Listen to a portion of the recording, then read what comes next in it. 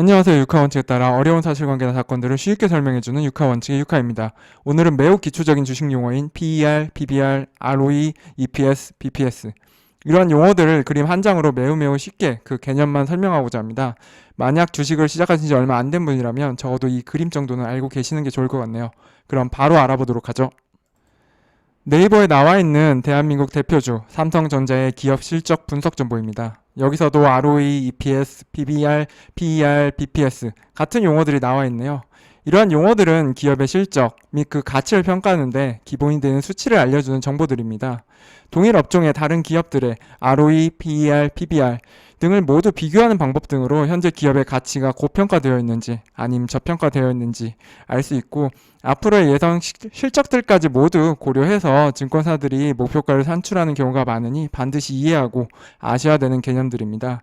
사실 암호와 같은 영어로 되어 있어서 그렇지 그 실질은 그림 한 장으로 이해하실 수 있을 정도로 쉽습니다. 여기 자본 1억인 회사가 있다고 예를 들겠습니다. 이 회사가 작년에 1,000만 원을 벌어들였네요.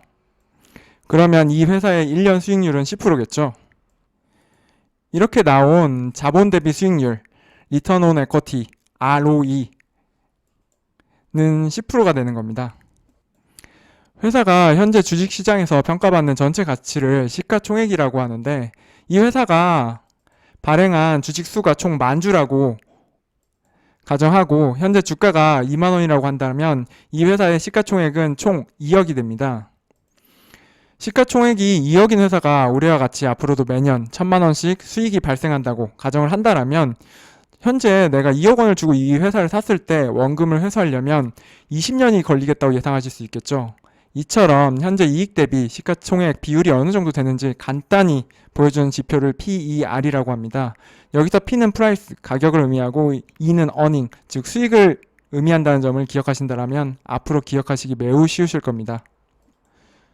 미래의 성장 가능성을 보고 내가 2억을 주고 이 회사를 샀지만 오늘 당장 이 회사를 다른 곳에 팔지 못한 채 바로 회사를 정리해야 된다면 이 회사가 가진 현재 자본은 1억 원에 불과해서 저는 2배 비싼 가격에 이 회사를 사게 됩니다.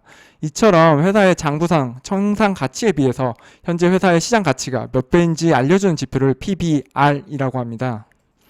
여기서 P는 프라이스, 가격을 의미하고 B는 book value, 약자로 책과 같은 장부상의 가치를 의미한다는 점을 기억하신다면 PBR, 이 용어도 기억하시기 아주 쉬우실 겁니다. 그럼 우리가 여기서 회사 전체를 사는 게 아니라 한 주를 산다고 가정하였을 때 과연 한 주당 얼마가 남고 얼마의 가치가 있는 것인지가 매우 궁금하겠죠. 특히 우리가 거래한 주식의 가격인 주가는 바로바로 확인이 가능하지만 전체 발행 주식수는 확인이 쉽지 않기 때문에 한 주를 기준으로 하면 직관적으로 알기 쉽겠죠. 그래서 한 주를 기준으로 계산한 수치가 바로 EPS, BPS입니다. 이 회사 발행 주식수인 10,000주를 기준으로 할 때 한 주당 1,000원의 이익을 남기고 있네요.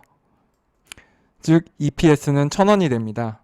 EPS는 PER 산출에 기초가 되는 지표로서 한 주당 매수 가격을 저희가 쉽게 알 수 있는 만큼 그 수익을 계산하기 매우 용이하고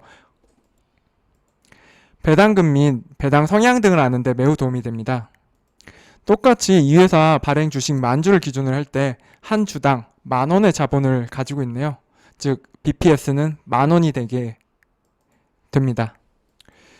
PER과 PBR은 낮을수록 저평가, 높을수록 고평가 되어 있다고 보여지고요. 적정 PER, PBR이 얼마인지는 동종 산업군 평균에 따라 달라집니다.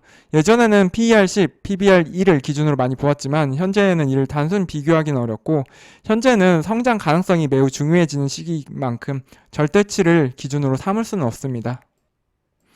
이렇게 그림 한 장으로 PER, PBR, ROE 개념과 의미에 대해서 알아보았는데요. 여기서 약간만 더 깊게 나아가면 자본은 순자산만을 의미하고 있습니다. 무슨 말이냐면 전 재산에서 빌린 돈을 제외한 순자산만을 개념으로 삼고 있다는 것입니다. 그리고 이익이란 전체 수익에서 비용과 세금 등을 모두 공제한 단기 순이익을 의미합니다. 이러한 자본과 이익의 정의를 기초로 해서 PER과 PBR이 계산이 되어지는데요. 여기서 한 가지 의문들이 생겨납니다.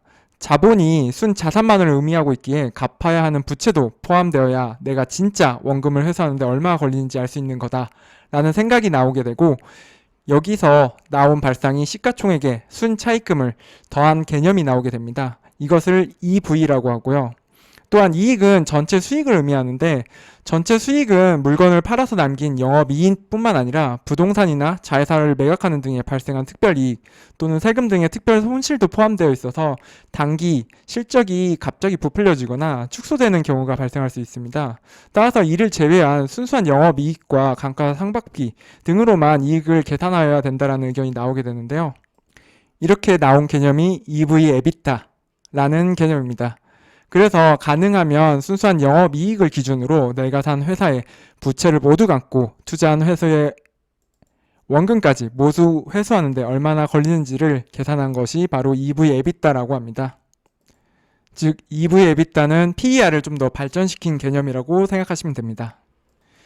이처럼 각 지표의 주요 개념과 의미에 대해서 살펴보았는데요. 다시 한번 마지막으로 정리하면 PER이 20배다 라는 건 투자 원금 회수하는데 20년이 든다, 이러한 개념으로 이해하시면 되고, PBR이 2배다 라는 건 회사 장부상 가치가 현재 청산한다라면 2배 정도 된다, 즉 50% 손실이 날 수 있다 라는 개념, ROE가 10%다 라는 거는 회사 수익률이 1년 수익률이 총 10%의 수익률을 나오고 있다 라는 점을 이해하시면 될 것 같습니다. 이상입니다. 감사합니다.